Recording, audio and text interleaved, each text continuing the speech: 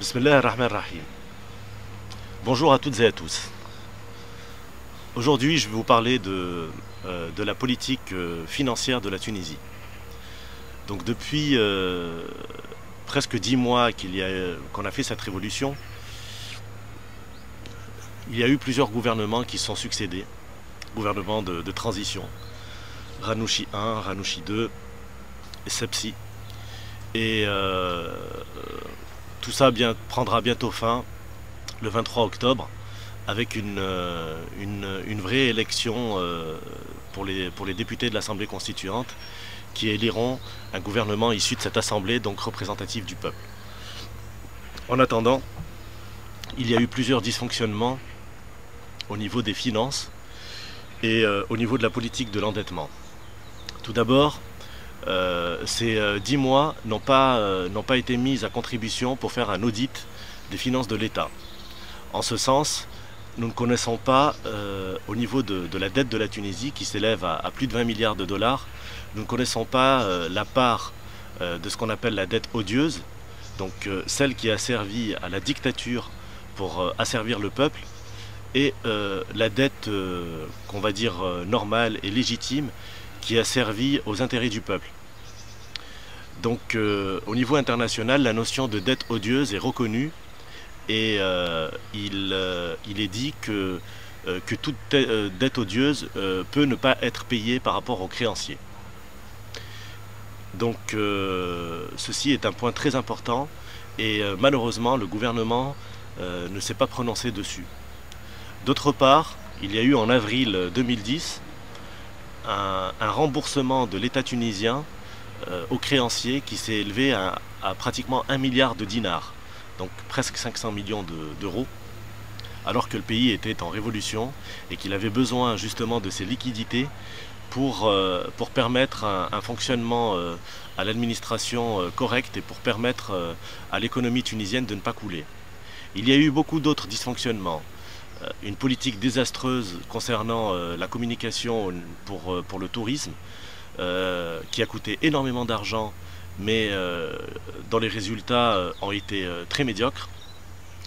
Et puis, il y a eu toute une succession de prêts qui ont été, entre guillemets, négociés, sans l'aval des Tunisiens, mais qui auront des conséquences lourdes sur notre avenir, parce qu'elles vont conditionner notre avenir pour les 20 prochaines années.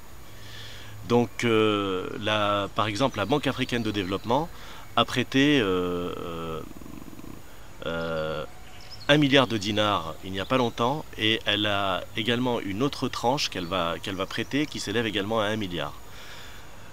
Donc ce sont des informations sûres que j'ai eues moi-même du représentant de la Banque de la Banque africaine de développement, qui m'a confirmé ça lors d'une conférence que j'ai fait en Tunisie. En ce moment, comme j'en ai parlé à la dernière vidéo, le monde est en train de subir une crise financière sans précédent, terrible. Les pays du G8, donc les 8 pays les plus puissants du monde, sont quasiment tous endettés. Et le chiffre, il y a un chiffre très simple, c'est que il y a environ entre 34 et 35 000 milliards de dettes. Donc ces pays-là, en même temps, souhaitent accompagner la transition démocratique de Tunisie en nous prêtant de l'argent. Le fameux plan du G8, donc le fameux prêt des 38 milliards de dollars à la Tunisie, à l'Égypte et aux autres pays en transition démocratique. Ceci est négocié depuis des mois avec les ministres actuels de transition, qui sont le ministre des Finances, M. Jaloul Ayed, et c'est un plan également qui a été initié par l'ancien ministre de l'économie, Eliès Jouini, et d'autres personnes qui ont engagé l'avenir de la Tunisie avec le plan qu'ils appellent le plan Jasmin. Ce plan n'a pas été avalisé par la société civile n'a pas été partagé avec les experts tunisiens sur l'économie et l'industrie. Pour vous donner un exemple très simple, si la Tunisie emprunte 25 milliards sur 25 ans, pardon, il faudra qu'elle rembourse entre 3 et 5 fois plus en fonction du taux d'intérêt. Alors voilà, aujourd'hui on emprunte ça et dans 25 ans on va rembourser tout ça, donc à peu près 5 fois plus. Voilà, tac, tac. Voilà. Donc voilà, en 25 ans, il faudra qu'on rembourse à peu près 5 fois plus que ce qu'on a emprunté. La question que je pose, moi, est-ce qu'en 25 ans, la richesse de la Tunisie sera multipliée par 5? Donc ça, c'est un premier point. Et il y aurait tant de choses à dire par rapport à la finance, à l'endettement, par rapport aux contrats qui sont passés sur l'exploitation de nos ressources, par rapport également à la transparence qu'il y aurait dû avoir concernant tous les contrats passés, présents et futurs, sur par exemple l'exploitation de notre pétrole ou de notre gaz. Donc toutes ces choses-là, le peuple n'est pas au courant, ne sait pas de quoi on dispose, ne sait pas ce qu'il y a sous le sol tunisien en termes de réserves. Pour vous donner une petite idée, il y a une société canadienne qui s'appelle Dualex Incorporated qui a découvert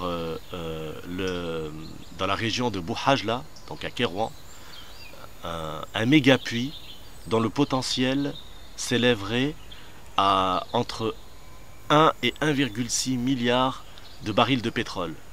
1,6 milliard de barils de pétrole, ça représente grosso modo environ 200 milliards de dollars qui seraient dans le sous-sol tunisien. Alors au niveau du taux d'exploitation, on ne sait pas, peut-être que ça sera 10%, 20%, 30%, mais peu importe. Cette information, à elle seule, devrait obliger l'État tunisien à avoir de la transparence sur ces contrats-là. Parce qu'aujourd'hui, qu'est-ce qu'on nous dit? On nous dit que la Tunisie est endettée, qu'elle n'a pas de ressources, et que pour qu'elle ait plus de croissance, il faudrait qu'il y ait une politique d'ouverture, donc de ce qu'on appelle les IDE, les investissements directs étrangers, encore plus agressive. Or, tout ceci n'a pas de sens parce que il n'y a pas eu d'audit sur les besoins des Tunisiens. À cette politique d'endettement, ce qui se passe en Europe est très préoccupant, voire catastrophique. La Grèce ne remboursera certainement pas une grande partie des prêts qui lui ont été accordés. Les banques françaises et les banques américaines sont exposées à ces risques-là. En cas de défaut de paiement de la Grèce, eh bien, il va y avoir des banques qui vont être nationalisées, comme ça a été le cas en Espagne. Là, il y a hier ou avant-hier, 3 banques nationales espagnoles ont été nationalisées parce qu'elles n'avaient plus rien. Et tout ceci aura un effet domino sur toute la finance européenne et américaine et donc mondiale. Donc cette pression financière incitera également ces pays qui n'ont pas d'argent à venir proposer sous couvert d'aide au développement démocratique de la Tunisie des prêts qui seront conditionnés à des politiques d'ouverture généralisée. Donc, une politique d'ouverture généralisée, ça veut dire une politique de renonciation à nos choix souverains. Et ceci est une véritable catastrophe que moi-même, je dénonce avec mes autres amis qui veulent défendre l'avenir de la Tunisie. Voilà, je vous remercie.